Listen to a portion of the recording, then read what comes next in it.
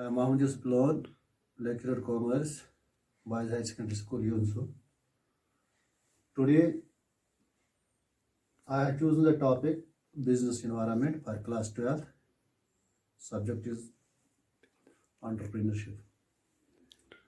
First of all, we will see what we mean by environment.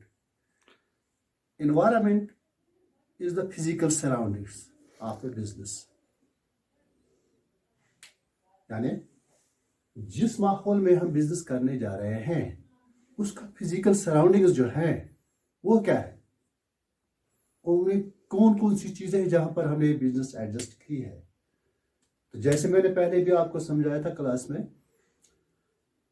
जब एक entrepreneur यानी idea generate वो कर लेता है, पहले वो यही देखता है कि किस सराउंडिंग्स में क्या माहौल है जहां मैं अपने बिजनेस को एस्टैब्लिश करने जा रहा हूं. इसके लिए माहौल जरूरी है. चाहे अगर हम गुड्स यानी तैयार कर ले अपने इस बिजनेस में, जब हम बिजनेस यूनिट एस्टैब्लिश कर ले, गुड्स तैयार कर ले, तो उनके लिए भी माहौल चाहिए, क्योंकि उनके लिए हमें कस्टमर्स चाहिए. कस्टमर्स के बगैर जब तक हम जो प्रोड्यूस कर लेंगे, जब तक उनके लिए खरीदार हमारे पास होंगे, तो हमारा प्रोडक्शन जो है, जो हमने प्रोड्यूस किया हुआ है मटेरियल, उसकी कोई वैल्यू तब तक नहीं रहेगी. इसलिए सराउंडिंग्स जो है, एनवायरनमेंट जो है, ये एक अहम फैक्टर है बिजनेस के लिए. पहले भी हमने बताया था कि एनवायरनमेंट को ही देखकर हम ये बिजनेस यूनिट जो है एस्टैब्लिश कर लेते हैं. अब हम देखेंगे बिजनेस एनवायरनमेंट क्या है. Business environment means the various type of external forces including the business decision, influencing the business decision.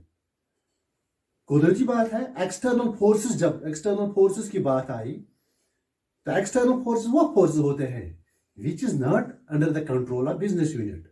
यानी इसके सराउंडिंग्स में, बिजनेस की सराउंडिंग्स से बाहर जो चीजें हैं, फॉर एग्जाम्पल हम देख लेंगे, अगर हम रेडीमेड गारमेंट्स की बात कर लेंगे, बिल्कुल हमने बाहर के एक्सटर्नल माहौल की तरफ देखना पड़ता है. उसी हिसाब से हमने अपने बिजनेस यूनिट को एस्टैब्लिश कर लेना पड़ता है. Therefore, the various types of internal influencing the business decision, जब हमने देख लेना पड़ता है. फॉर एग्जाम्पल अगर हम रेडीमेड गारमेंट्स की बात कर लेंगे, तो कश्मीर में हम वो बिजनेस, वो फोर्स, वो रेडीमेड चीजें नहीं ला सकते हैं. कपड़ों के बारे में हम कर लेंगे. दिल्ली में तो साड़ीज की डिमांड ज्यादा रहती है, जबकि हमारे कश्मीर में कुछ और डिमांड्स रहते हैं. हमें लोकल एनवायरनमेंट को देख लेना पड़ता है. यहाँ क्या लोग चाहते हैं, किस चीज के खरीदार है. That influence the business decisions. They can be several but confined to economic, social, political, technological factors only. Economic यानी क्या कंडीशन है, इकोनॉमिकल कंडीशंस क्या है हमारे माहौल की, उस हिसाब से हमने डिसीजन को यानी लेना पड़ता है, बिजनेस को एस्टैब्लिश करना पड़ता है. सोसाइटी क्या मांग रही है, या पॉलिटिकल और टेक्नोलॉजिकल डिसीजंस क्या है, इन चीजों को देखना पड़ता है. Being external ones, these factors are outside the control of, मैंने पहले भी बताया, these are the external forces which influences us to take the decisions of your business. They can be the business can do if all possible little change to them. हम कर सकते हैं इन decisions की थोड़ी बहुत चेंज इनमें हम ला सकते हैं. सारी चेंज जो है वो हमने एनवायरनमेंट को देखकर लानी पड़ती है, लेकिन थोड़ी सी भी हम एस्टैब्लिश करने के लिए कुछ चेंज जो पॉसिबल हो सकती है कर लेंगे. Now let us see the features of business environment. What are the features of this business environment? There are so many features. First of all, totality of external forces. जो भी decisions हम लेते हैं, हमने टोटलिटी एक्सटर्नल फोर्स को मद्देनजर रखते हुए लेना पड़ता है. Business environment is sum total of all things external the business पर. ये जो टोटल हमने लेने डिसीजंस को लेना पड़ता है, हमने बाहर के हालात को देख लेना पड़ता है कि what are the needs of customer, क्या चाहते हैं वो, उनकी डिमांड्स क्या है. हमने उन चीजों को देखकर ये फैसले as such in aggregative in nature देख लेना पड़ता है. फॉर एग्जांपल कश्मीर में अगर हम देखेंगे, टीन की दुकान होगी आपको, दिल्ली में तो वो ऐसे नहीं चलेगी जैसे कश्मीर में चलती है. तो इन चीजों को यानी टोटलिटी ऑफ एक्सटर्नल फोर्स हमने देख लेना पड़ता है कि सराउंडिंग्स जो है जहां पर हम ये बिजनेस यूनिट एस्टैब्लिश करना पड़ता है, तो what are the needs of these customers which resides in their surroundings. Number second है specific and general forces. Specific और general forces. Environment includes both specific and general forces. Specific कौन से होते हैं? Such as investors. यानी investors who invest money, who wants to invest money in these things, who wants to buy, who wants to become the wholesalers, who wants to become the retailers. Customers, naturally customer के बगैर हमारी business तो चल नहीं सकती है. We are producing for customers, for consumption. जब हमारे कस्टमर्स की क्या है, स्पेसिफिक एंड जनरल फोर्सेस, उनको देखना पड़ता है क्या कस्टमर्स जो चीज हम बनाने जा रहे हैं क्या उसके कस्टमर्स यहां पर हैं. अगर कस्टमर्स हैं वी विल गो ऑन, अगर कस्टमर्स नहीं है तो naturally business will stop. Competitor तो जरूरी बात है. मैंने आपको बताया था मार्केट, जब हम मार्केट में अपने बिजनेस यूनिट लेकर जाते हैं तो we have to face the competitors. एक ही फर्म तो नहीं होगी ना मार्केट में. मार्केट में तो there are so many firms which are competing. हमने मार्केट में स्टैंड लेना पड़ता है. हमारी बिजनेस जब मार्केट में स्टैंड कॉम्पिटिटर्स के साथ कॉम्पीट कर ले, जब वो कॉम्पीट कर ले, स्टैंड हो जाएगी बिजनेस, तो तभी चलेगी ना. तो we have to seize this. हमने डिसीजन उसी के हिसाब से लेना पड़ता है. And suppliers affect individual enterprise directly. और सप्लायर जो होती है, फॉर एग्जांपल हमने सीमेंट बनाया, इसके लिए सप्लायर जरूरी चाहिए हमें. जो सीमेंट तो आपने देख लिया, ये तो किसी ऐसी जगह पर बनता है जहां पर उसको सीमेंट स्टोन वहां मिले. फॉर एग्जांपल कश्मीर में हमारा जो डिस्ट्रिक्ट कुपवारा है, यहां पर भी स्टोन है, लेकिन ये स्टोन सीमेंट के बनाने के काबिल नहीं है. तो इसीलिए हमें श्रीनगर के उन पहाड़ियों पर, खुनमोल, लद्दू वगैरह, वहां पर जो सीमेंट फैक्ट्रीज हैं वहां जाना पड़ता है, क्योंकि वहां इस सीमेंट को बनाने के लिए वहां का रॉ मटेरियल बिल्कुल फिट है, वहां ये बनता है. तो सीमेंट हमने वहां पर बना लिया, it will be consumed in Kupwara areas, in hilly areas. तो हमें इसके लिए सप्लायर्स चाहिए.